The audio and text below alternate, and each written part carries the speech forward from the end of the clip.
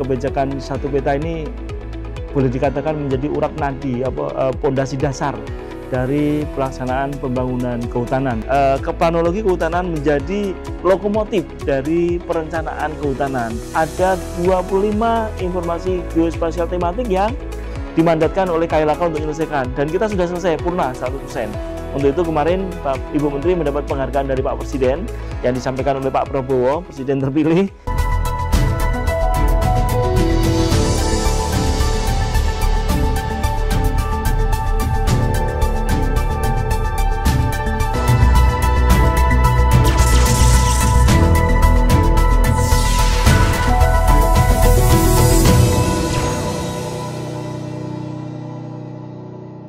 Assalamualaikum warahmatullahi wabarakatuh. Selamat datang Sobat Plano di podcast Bincang Plano hari ini ya.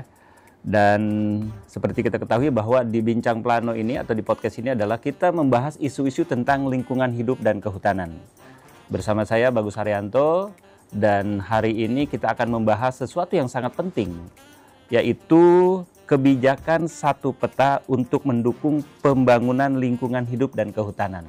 Nah, ini kita akan gali seperti apa dan apa makna dari kebijakan satu peta ini. Dan bersama saya sudah hadir Bapak Dr. Hanif Faisal Nurofik Eshud MP. Beliau adalah Direktur Jenderal Planologi Kehutanan dan Tata Lingkungan. Selamat datang Pak Hanif. Selamat datang, terima kasih Pak Bagus. Siapa? Iya, kita selalu ngobrolin tentang lingkungan dan kehutanan pastinya Pak ya. Ada beberapa tema yang sudah kita bahas, kemarin ada TORA, deforestasi. Nah kali ini terkait dengan kebijakan satu peta Pak. Apa makna dari kebijakan satu peta ini Pak? Bisa dijelaskan Pak? Terima kasih Pak Bagus. Sobat Plano yang kami cintai, tentu banyak yang ingin kita sampaikan pada setiap periode, setiap episode mungkin Pak. Karena banyak kebijakan-kebijakan yang kita manifestasikan dari regulasi yang dimandatkan oleh undang-undang kepada kami, KLHK.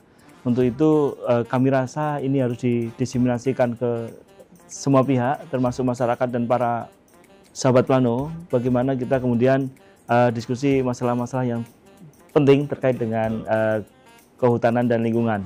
Tadi bagaimana kebijakan satu peta, sebenarnya kebijakan satu peta ini boleh dikatakan menjadi urat nadi, pondasi dasar dari pelaksanaan pembangunan kehutanan.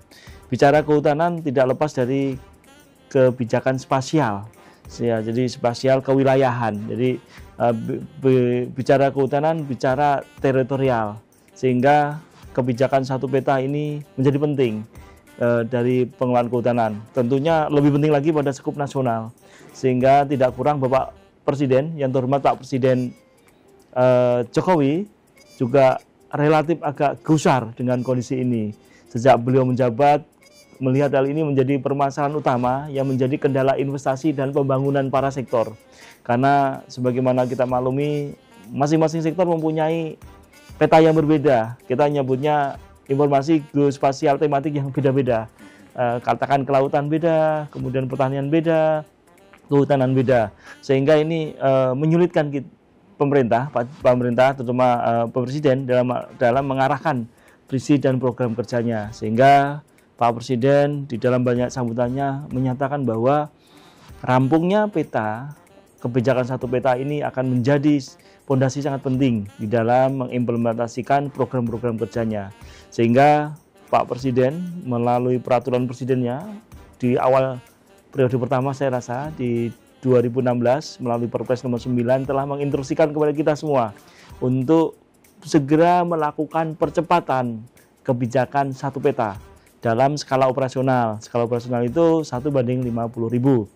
1:50.000 itu 550.000 itu Sobat Plano, itu artinya 1 cm di peta itu mewakili 500 meter di lapangan atau setengah kilo di lapangan, atau 1 mili di peta itu akan mewakili 50 meter di lapangan, sehingga itu sebenarnya relatif cukup memadai untuk bicara program dan kegiatan. Sehingga kebijakan satu peta ini memang benar-benar harus segera kita selesaikan untuk mempermudah capaian pelaksanaan program dan kegiatan yang hampir sebagian besar berbasis kepada spasial. Oke. Nah, ini kan kegiatan satu peta ini banyak ruang lingkup kementerian. Artinya seluruh kementerian yang ada di Indonesia atau hanya beberapa kementerian terkait dengan kebijakan satu peta ini, Pak? Melalui rapat terbatasnya Pak Presiden mengingatkan kembali itu di tahun 2020-an gitu, bahwa ini benar-benar harus segera diselesaikan, sehingga waktu itu sedang disusun demikian strategi untuk percepatan itu, namun kemudian perhatian nasional bahkan internasional terfokus pada pengendalian pandemi COVID waktu itu, COVID-19, sehingga upaya kita menyelamatkan bangsa menjadi lebih penting. Kemudian kegiatan itu baru Pak Presiden Pak Jokowi kemudian akselerasi, percepat melalui Peraturan Presiden nomor 23 tahun 2021. Itu sebenarnya meliputi semua kementerian lembaga yang memiliki informasi geospasial tematik. Jadi tematik itu tema-tema tertentu yang menjadi tugas sektoral. Katakan seperti kami di planologi, kami memiliki peta tutupan hutan. Nah, itu namanya peta geospasial tematiknya di kami. Kemudian katakan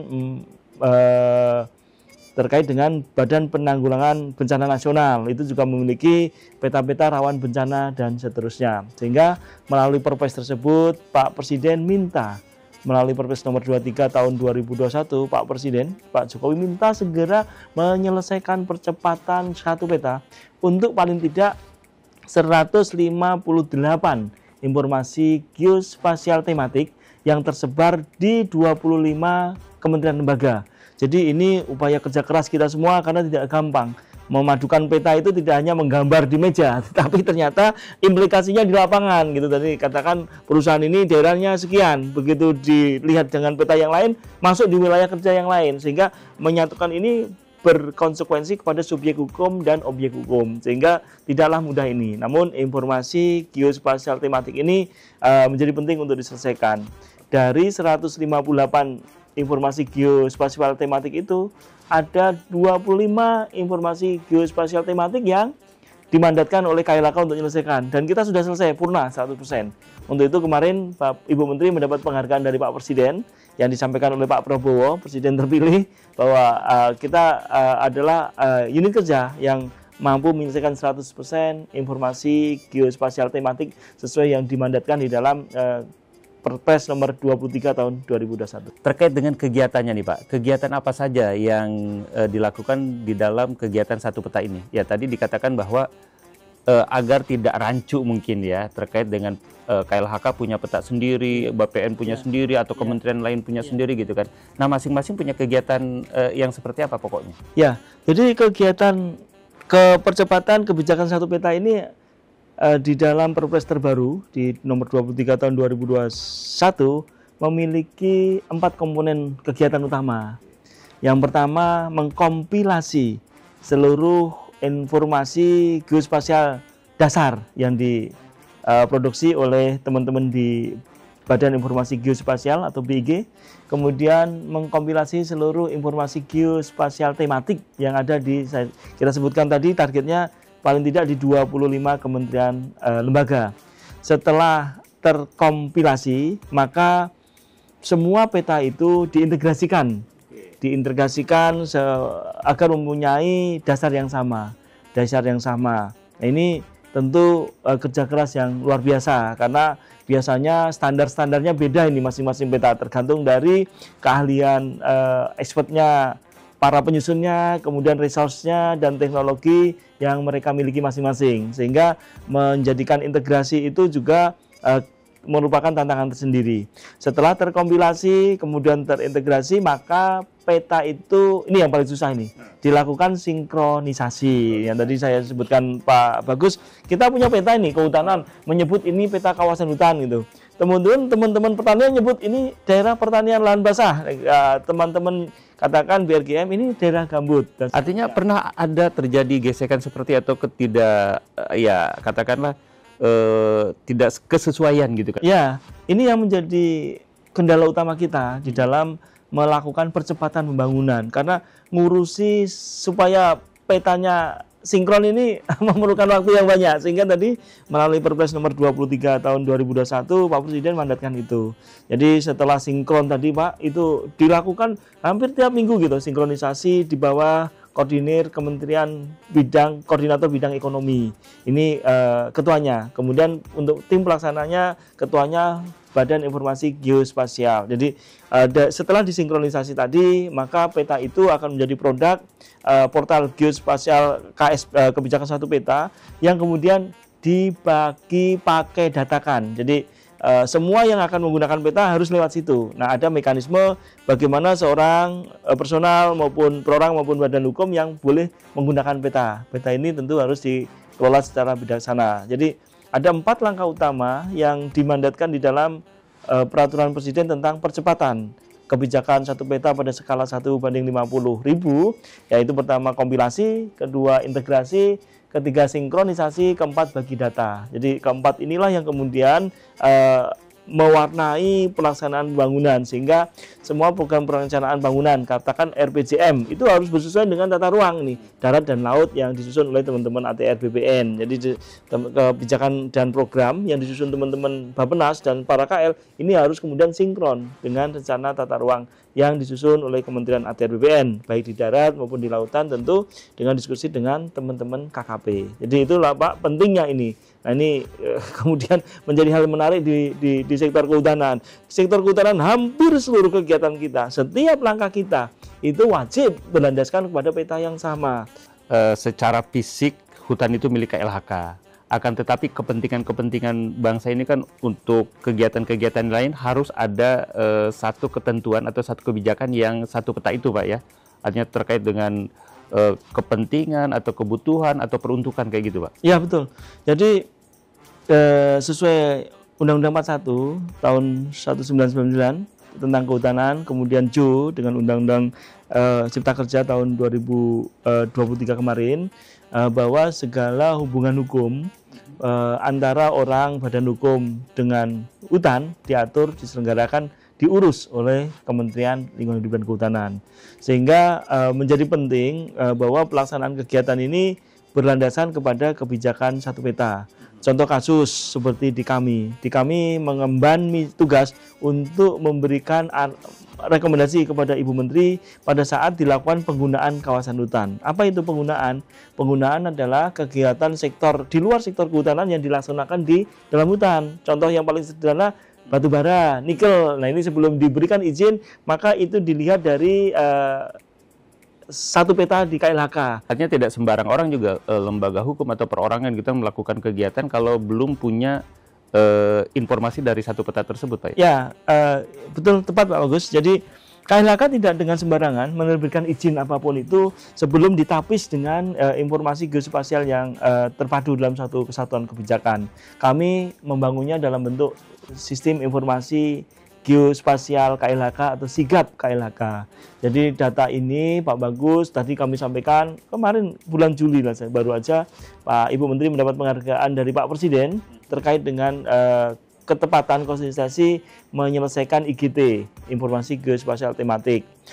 Kemudian dasar itu yang kemudian oleh Ibu Menteri dikembangkan terus, dari mulai penguatan kebijakan dan tata laksana, membangun kelembagaannya, penguatan infrastruktur dan teknologinya, kemudian penguatan sumber daya manusianya dan sistem tata kelola bagi data peta. Itu sudah Ibu Menteri bangun di dalam sistem informasi geospasial yang kemudian yang pelaksanaan kerjanya oleh Dirjen Planologi Kehutanan dan Tata Lingkungan pada Direktorat Jenderal Inventarisasi Pengelolaan Sumber Daya Hutan.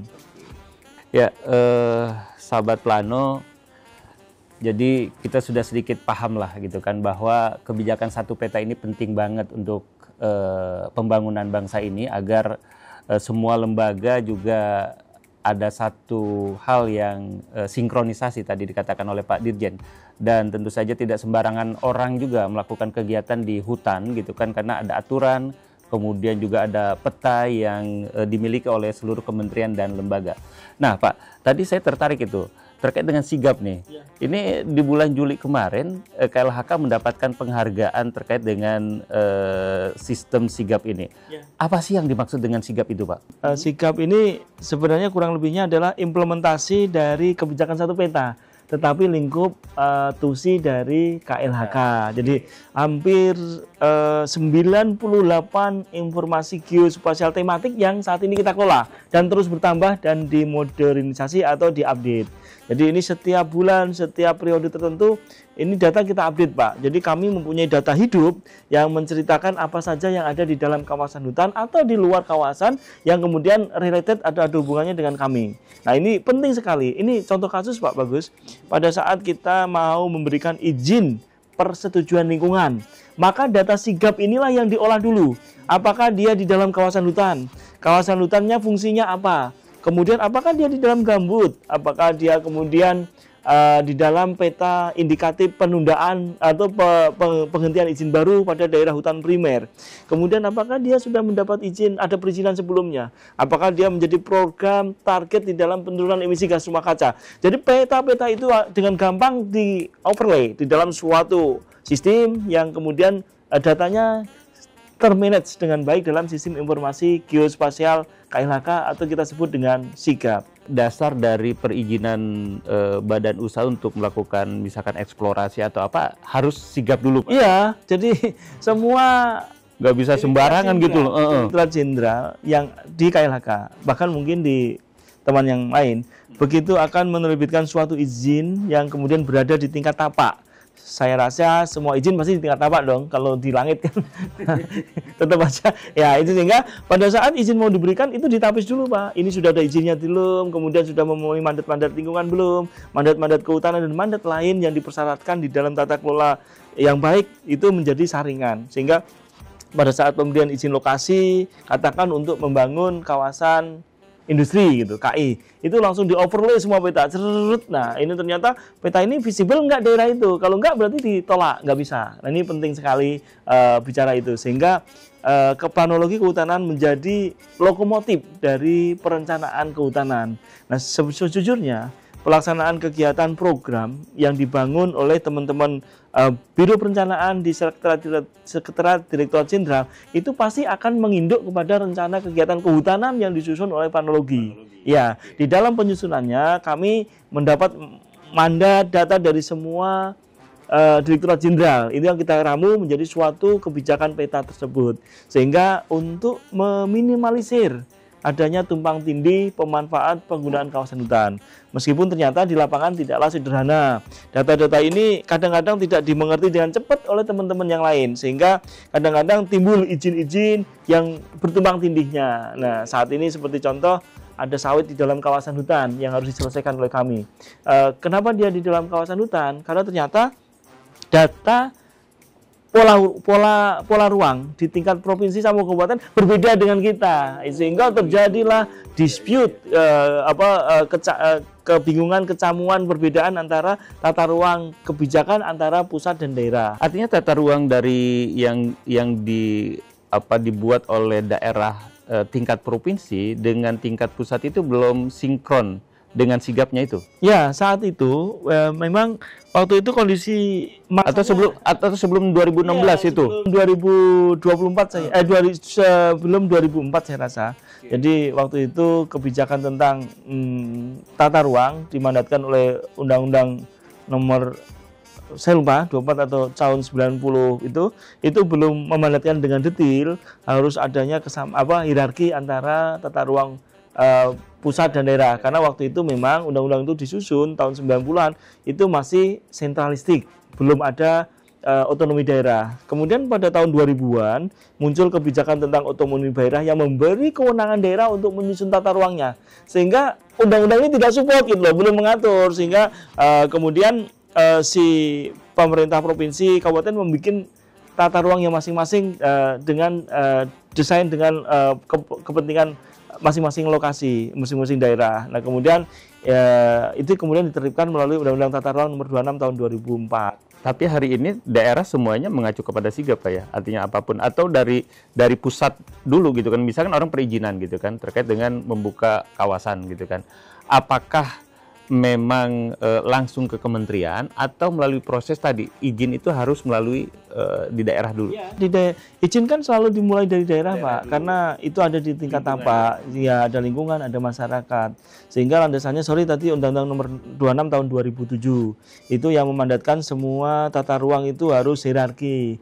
Apa yang disusun oleh pusat harus menjadi rujukan oleh di provinsi dan kabupaten. Apa yang disusun pusat harus juga memadai kepentingan mereka sehingga ada satu arah. Nah ini kan menyesuaikan Pak dari tahun 2000 sampai 2007 ini, kalau 2007 sampai ke sekarang itu tidak sederhana, sedang running. Namun saya rasa sudah hampir selesai sehingga dispute tata ruang itu sepertinya adalah tinggalan masa lalu yang harus kita selesaikan hari ini. Bukan hari ini saya rasa semuanya sudah concern pada satu peta. Kalau peta kehutanan dikeluarkan oleh kehutanan maka semua sektor akan mengikuti. Sama dengan sektor pertambangan, pada saat dia mengeluarkan peta maka semua mengikuti. Kemudian sektor kelautan memberikan peta maka semua mengikuti. Itulah yang kemudian pelaksanaan kebijakannya kemudian diakselerasi, integrasikan dan disinkronisasi dalam kebijakan satu peta tadi, Pak Bagus. Pak, tadi saya menarik terkait dengan Dirjen Planologi PKTL ini menjadi lokomotif dari kegiatan satu peta ini. Nah, capaian hari ini, Pak? Pak Presiden memberikan penghargaan kepada kita karena kita telah menyelesaikan target. Jadi KLHK itu mendapat target 25 informasi geospasial tematik yang harus dirampungkan. Nah, sudah selesai. Dari 158 yang ditargetkan dalam kebijakan satu peta Pak Presiden tersebut. Namun sebenarnya Pak Bagus, di luar 25 itu kami ada lagi tambahannya sehingga jumlahnya 98 geospasial tematik. Itu semua sudah kami rampungkan. Dari KLHK melalui Planologi telah melakukan penguatan tadi regulasinya melalui peraturan menteri terkait dengan kebijakan satu peta. Kemudian pembangunan kelembagaannya tadi ada kita forum IGT yang kami laksanakan setiap 3 bulan atau setiap periode tertentu yang diselenggarakan oleh Direktur IBSDA. Ini untuk apa? Untuk mengupdate informasi geospasial di seluruh Direktorat Jenderal di kita. Kita aja ada 98 loh Pak. Kemudian berikutnya semakin memperkuat teknologi dan infrastruktur di dalam membangun informasi geospasial, memperbaiki citra-citranya dan seterusnya. Keempatnya melakukan peningkatan SDM. Jadi kami setiap periode tentu melakukan pelatihan nih dari sisi teknis teknologi geospasial tadi. Jadi itu yang diterapkan, yang dilakukan oleh KLHK sehingga sejujurnya KLHK itu kokoh di dalam perpetaannya. Buktinya apa? Kita sejak 2021 mendapat penghargaan Bumandala dari berbagai macam sisi 2021, 2022, 2023. Kemudian data kita ini Pak Bagus, kita yang mengembangkan sistem informasi pemantauan hutan nasional Simontana hari ini lagi diuji oleh teman-teman internasional dan mereka mulai respect kepada teknologi, mulai trust terkait dengan teknologi yang kita gunakan. Karena teknologi yang mereka gunakan kita adu dengan yang mereka punya. Kita ajak studi lapangan. Apa ya sih yang kamu sebut peta ini hutan itu mana? Kita cek sama-sama. Yang kami sebut hutan ini, yang kamu sebut hutan itu bedanya kita cek sama-sama. Yang kami dicek tetap hutan. Begitu kita cek mereka yang disebut hutan primer ternyata ada di tengah kota di bandara. Kemudian yang paling krusial bulan kemarin itu mereka menggunakan peta apa itu? Mereka memang citra satelit yang sama, tetapi mereka kan melakukan disk analisis saja melalui artificial intelligence saya rasa untuk skala global dengan menganggap semua mozaik ini sama, padahal di kita beda Pak Bagus. Jadi kalau Bapak bicara ke Banten gitu, saya kemarin ke mana Pak, ke Ujung Kulon, itu hutannya beda dengan hutan yang di Sumatera, beda hutannya dengan di Nusa Tenggara, sehingga gambar hijau itu tidak bisa langsung kita definisikan itu hutan dan tidak hutan. Itu harus kita cek di lapangan. Jadi posisi ini yang kemudian membedakan penafsiran dia dengan penafsiran kita. Penafsiran KLHK dilakukan, kemudian dilakukan ground check di lapangan, sehingga data kami valid dan update. Begitu mereka bentur, mereka baru ngeh, wah akhirnya jadi European Union juga ngundang kita untuk melakukan kompatibilitas data. Awal-awalnya dari WRI, World Research Institute internasional di global yang pusatnya di New York itu selalu berbeda data dengan kita. Setelah kita adu di lapangan, baru jadi pada saat dia mau merilis data, dia konfirmasi dulu, ini data KLHK gimana, supaya kita tidak berbenturan di ruang publik yang tidak perlu. Akhirnya jadi rujukan itu Pak ya? Akhirnya mereka mengacu klaster kita. Kita mempunyai 23 kelas di dalam inventarisasi, penafsiran citra satelit. Apa yang dimandatkan di dalam peraturan BG itu digunakan menjadi landasan kita. Sehingga akhirnya mereka berubah Pak. Ya, jadi data-data itu memang akhirnya menyesuaikan, kan nggak bisa data. Jadi ikut data kita dong. Data global digeneratkan di Indonesia beda dong. Sehingga bicara deforestasi kan nggak bisa sembarangan. Mungkin tidak akan bermakna apa-apa deforestasi pada saat tidak dikapitalisasi. Sekarang data deforestasi ini digunakan sebagai diplomasi untuk menekan dan seterusnya, sehingga kebenaran dari data itu menjadi penting untuk kita tegakkan. Kita tidak bohong, kita hanya menyebutkan deforestasinya ini, sehingga bapak-bapak jangan kemudian termakan oleh informasi yang tidak berlandasan, kemudian ikut juga menimbrung-nimbrung data yang tidak di cross check dari sumbernya. Kalau memang ada data yang berbeda, harapan saya silakan dikonfirmasi ke teman-teman planologi. Jadi itu tadi, sehingga planologi ini menjadi lokomotif utama. Bagaimana suatu kegiatan itu akan dibangun, disusun oleh planologi spasialnya. Lokomotif ya, terdepan dalam proses ini ya. Dan sekaligus menjadi benteng terakhir. Benteng pertama apa benteng?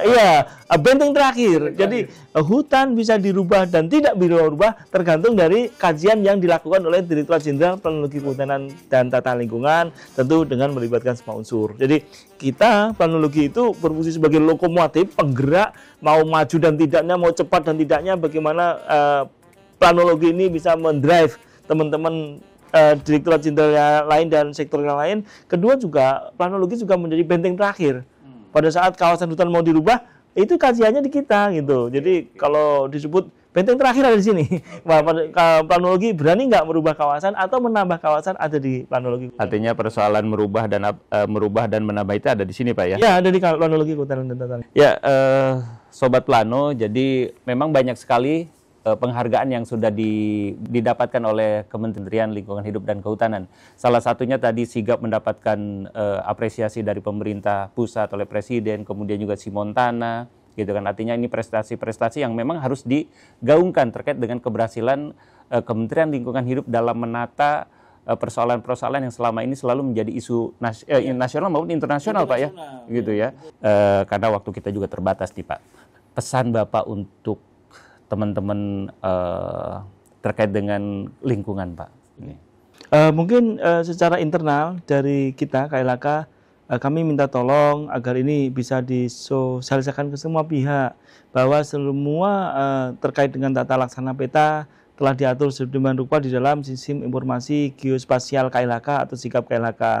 Kedua, dari para teman-teman perorangan maupun swasta yang kemudian secara subjek hukum akan berurusan dengan kehutanan, harapan kami semua peta wajib secara ofisial dimunduh dari sistem informasi geospasial kita SIGAP. Dengan demikian akan memudahkan kita semua di dalam merencanakan pembangunan dengan cepat dan tepat. Terima kasih Pak Dirjen. Ya, mudah-mudahan ini jangan lelah Pak Dirjen ini memberikan informasi-informasi penting kepada masyarakat terkait dengan hal-hal yang terkait dengan kehutanan dan lingkungan hidup Pak ya. Oke, terima kasih Pak Dirjen. Mudah-mudahan tetap semangat dan berbagai penghargaan masih terus dicapai oleh Kementerian Lingkungan Hidup dan Kehutanan. Terima kasih Pak. Terima kasih.